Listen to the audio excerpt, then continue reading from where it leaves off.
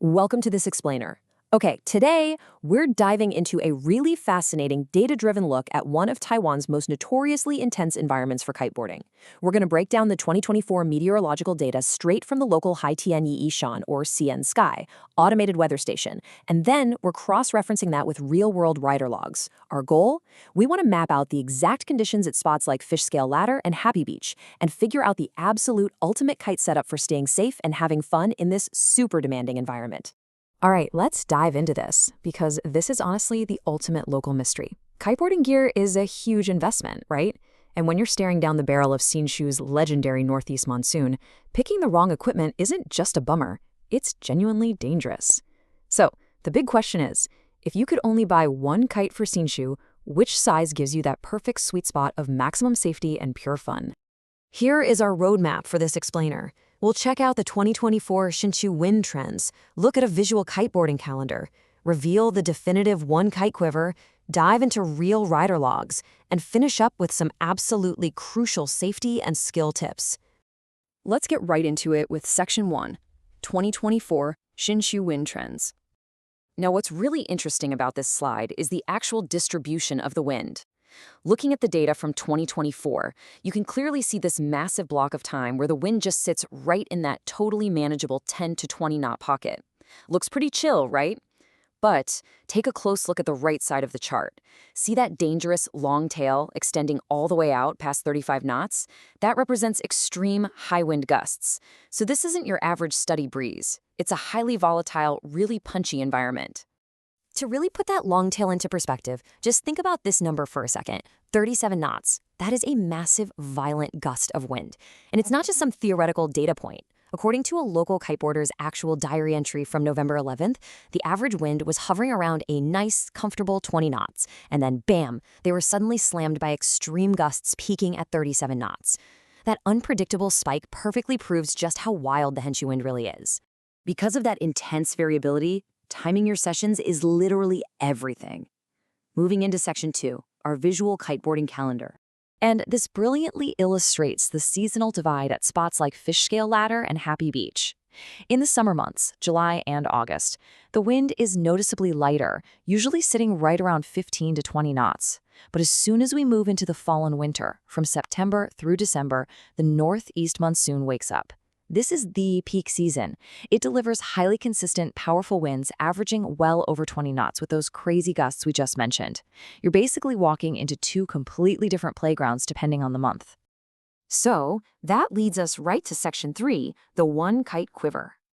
Now that we're dealing with a baseline of 20 knots in the winter, punctuated by those terrifying 30-plus knot gusts, how do we solve our main puzzle? Let's cross-reference the weather station data with some actual manufacturer gear specs. Here's a wind range chart for the Slingshot Machine V3. If you look at a standard 10-meter or 9-meter kite, they top out safely around 32 to 34 knots. But remember that 37-knot gust? A 9 or 10-meter kite will violently overpower you if that gust hits. We need a kite that thrives in a 20-knot average, but can easily survive a near 40-knot spike. And the data points directly to one obvious answer, the 7-meter kite. According to the specs, a 7-meter safely handles an incredible 19 to 38 knot range.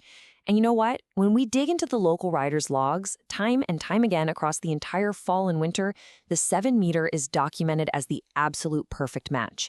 It gives you enough pull during the lulls, but it absolutely won't rip you off the water when the monsoon bares its teeth. Let's look a little closer at the real-world conditions in Section 4. Rider logs and gear. The rider logs reveal two totally distinct approaches based on skill level. If you're a novice, the logs make it super clear. You should be targeting those lighter summer months or specific lulls where the wind drops down to 15 or 20 knots, and use that time safely on land just practicing your kite control. But the experienced riders, they are actively hunting the fall and winter monsoon. They're heading out precisely when the gusts push past 30 knots to take advantage of that massive lift and aggressive riding.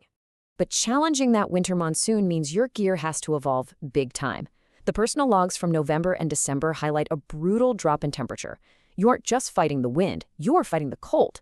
By late November, the rider notes a 3mm wetsuit is completely mandatory, and by late December, the logs specifically call out adding a windbreaker jacket worn right over the harness, plus a neoprene diving hood. Literally, without these, the wind chill will end your session in a matter of minutes. Finally, let's talk about survival in Section 5, safety and skill levels. The rider's diary actually serves as an incredible gust survival guide. Step 1, even with that versatile 7-meter kite, on the heaviest monsoon days, you must manually shorten your center lines before launching. Step 2, pull your D-power system to the absolute maximum. The logs repeatedly stress this. If you're in 30-plus knot gusts and you don't max out the D-power, you will literally be blown away or ripped right off your board. So the crucial point is really step 3, timing the tide. The water state at fish scale ladder drastically alters your safety. Logs from August and September show that low tide creates this beautiful flat water area that makes for super safe, easy riding. But high tide? The October logs show high tide brings massive, chaotic waves. We're talking getting rolled by the surf, losing the board, and really struggling out there in dangerous conditions. The data from the Haitian Isen weather station and these hard-earned lessons from the local logs paint a really clear picture. This is a world-class, high-wind arena, and it demands absolute respect. A 7-meter kite, heavy winter neoprene, maxed-out D-power, and making sure you ride at low tide, those are your absolute keys to unlocking spots like fish scale ladder safely. So, looking at all this data, are your skills and gear truly ready for Hsinchu's ultimate 37-knot challenge? Thank you so much for joining me for this explainer. Stay safe out there on the water, and I'll catch you next time.